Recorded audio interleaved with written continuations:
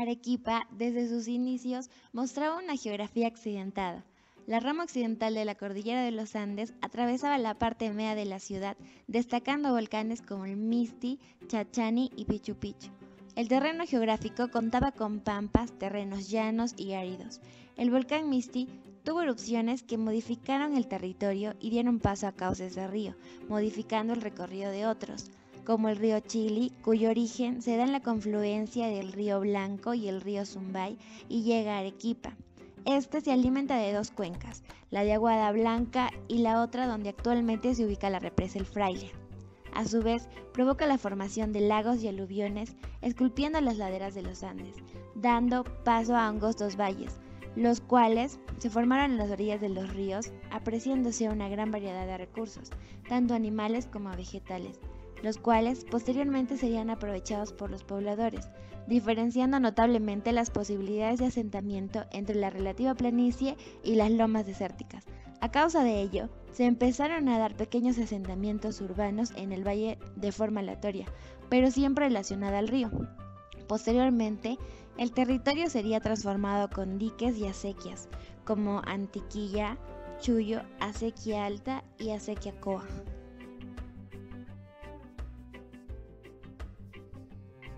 La ciudad hispana se hizo sobre el valle del río Chili, junto a los asentamientos prehispánicos de los Yarabayas, que ocupaban el tradicional barrio de San Lázaro, los Chimbas en la margen derecha del río y Tingo Antiguo, que junto a comunidades coyaguas desarrollaron una economía agraria en medio del desierto.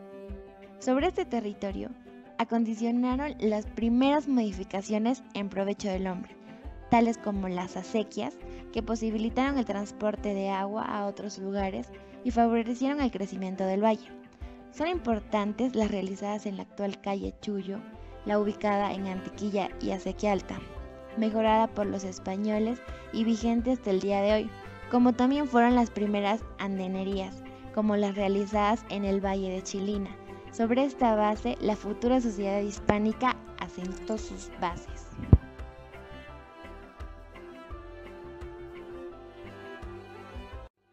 Se fundó Camaná en el año de 1539 como un nexo entre sur y norte. Sin embargo, plagas y enfermedades forzaron a la población a trasladarse a un valle mucho más apropiado. Arequipa fue fundada el 15 de agosto por mandato de Francisco Pizarro. Llamada Villahermosa, fue formada encima de la barranca del río con una traza de 49 manzanas. Se emplazaron aquí debido a la cercanía de un asentamiento existente que les otorgaba la mano de obra que requerían para la construcción y desarrollo de la nueva ciudad. Este se llamaba San Lázaro. La ciudad quedó organizada en torno a la plaza, que no ocupaba una centralidad, con un ligero desplazamiento hacia el río y el sur. En un damero español quedó delimitada en su traza, por el norte con el jirón Ayacucho, al sur con el jirón San Camilo y Consuelo, por el este con Colón y Pizarro y por el oeste Villalba y Cruz Verde. En su localización se tuvo en cuenta el paisaje natural y las condiciones estratégicas del sitio como nexo comercial. En el siglo XV se dio un sistema de dos trazados. San Lázaro no era planificada, era espontánea y respondía a un trazo prehispánico. Yanaguara era más autónoma y respondía a un trazo hispánico. La expansión de la ciudad no mantuvo el trazado del damero original. En el siglo XV, XVI y XVII, los temblores llevaron a la ciudad a crecer sobre su propia huella, lo cual obligó a la población a la reconstrucción definitiva de viviendas, templos y edificios comerciales, modificándose sin alterar más que su tejido y paisaje urbano. En definitiva, una ciudad consolidada. Se construyó el puente Bolognesi como conector de los pobladores del cercado con la Chimba. Las migraciones se dieron en Arequipa y se iban produciendo por la llegada de forasteros atraídos por la ciudad y su comercio. Esto dio un ensanche urbano. Su traza creció solamente 28 manzanas más, un tercio aproximado del trazo de 1540. Es por eso que por el siglo XVIII y XIX esto se hace notar de tal manera que surgen los nuevos poblados de Tingo, de Sachaca, de Yura y Sabandía, guardando relación unas con otras. Entrando a la segunda década del siglo XIX, la ciudad mantiene la retícula anterior y no se logra ver un mayor crecimiento. Es ahora también que la ciudad se apertura al libre comercio, lo cual permitió la llegada de casas exportadoras que propiciaron cierto desarrollo social que no fue manifestado en el urbanismo durante la independencia. El damero sufre modificaciones, siendo una de las más importantes la aparición de la calle Ayacucho. También se impulsa la comunicación con los baños de Yura y Sabandía. En la década del 30 y 40 empieza a notarse el crecimiento a las afueras del damero. La reducción de San Antonio permite el desarrollo de una retícula diferente, consolidándose Miraflores. Se nota también el crecimiento en La Chimba y su integración con las reducciones de Caima y Anaguara. Se ve también la necesidad de mejorar la relación con otros lugares de recreo como Tingo. La población se redujo ahora debido a las guerras. Recién en la década del 60 la densidad se recupera notándose la creciente población de Yanaguara. En 1868 un terremoto destruye la ciudad, para lo cual se requirió la mano de obra proveniente de Puno para la reconstrucción. Ya en el año de 1868 la ciudad post-terremoto aperturó nuevas calles, tras el cambio de tecnología de techos planos y de rieles.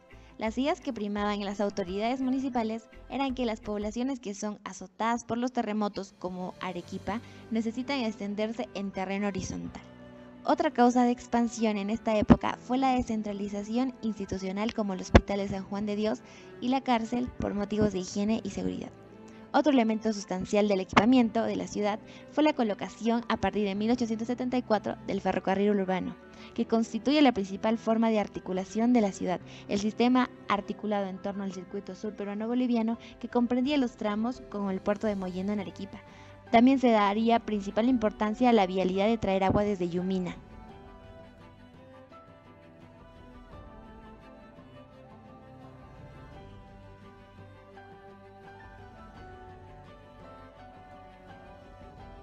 Yumina, que iniciado por un movimiento demográfico asentado por la cultura churajón, se vio afectado por la época del prehispánico. Los primeros habitantes se emplazaron en este lugar debido a los recursos que ofrecía, tales como una vertiente natural de agua denominada el Ojo de Yumina. Otro de estos recursos eran las andenerías, que producían muy buena vegetación, y esto se debía a que la tierra era fértil.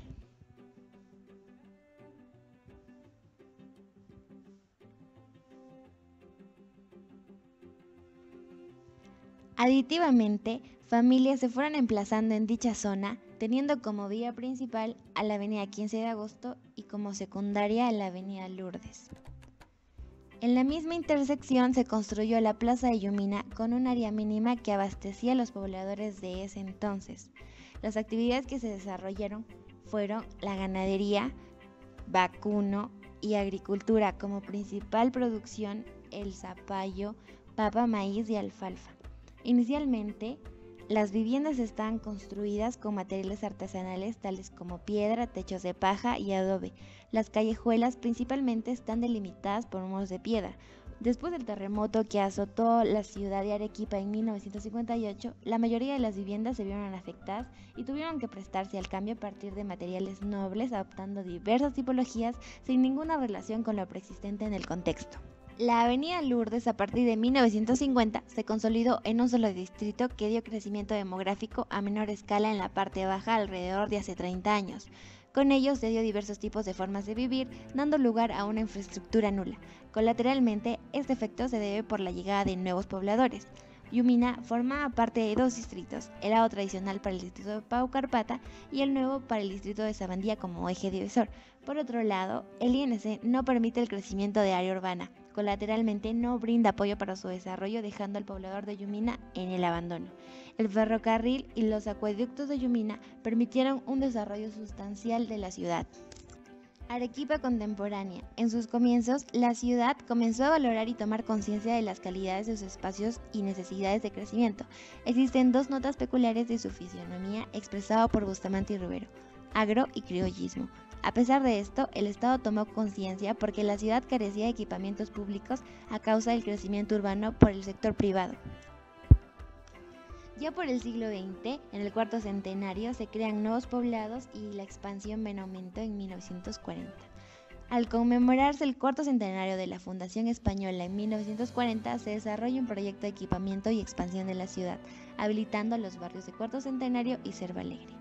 Tras la instalación de fábricas como Ibáñez, Pedro Pedías, las curtiembres acrecentaron la necesidad de vivienda que junto a la oleada migratoria, el alcalde Julio Portugal crea el barrio obrero, que antiguamente era un matadero, para dar vivienda a los obreros de bajos recursos y de familias numerosas. El flujo que se daba aquí era eficaz, ya que los residentes del barrio laboraban en las fábricas aledañas. La capilla no funcionaba como núcleo, solo se encontraba al borde. La relación con el río se daba sobre todo porque la vía divisoria era muy estrecha y se mantenía el vínculo de identidad. Cuando se amplía la avenida La Merina por el presidente René Forja, esta le quita protagonismo al barrio Berro y rompe los lazos que se daba entre el barrio y el río. Por una mala realización del Bajo Puente Grau en 1989 se produce una inundación que afortunadamente no causó daños graves. Debido a que el flujo creció, las viviendas modificaron su función y unas se convirtieron en comercio, afectando la tipología y trama original. El conflicto se da porque familias nuevas no comparten tradiciones y por ende se pierde identidad en el barrio y se produce el desorden por el crecimiento individual. Se dio el crecimiento de barrios nuevos como Vallecito, María Isabel, La Leticia, Miraflores, a la par con la finalización de equipamientos públicos como el del estadio y de la biblioteca, implementando proyectos como el malecón y aumento de vías principales, así como la aparición de barrios obreros y zonas residenciales ligados a zonas de parques, caso el de Selva Alegre. Los índices de crecimiento demográfico de la ciudad avanzaron a un ritmo acelerado, hasta incluso para los días de hoy, dado por las recesiones agrarias en todo el país generando grandes migraciones a las ciudades.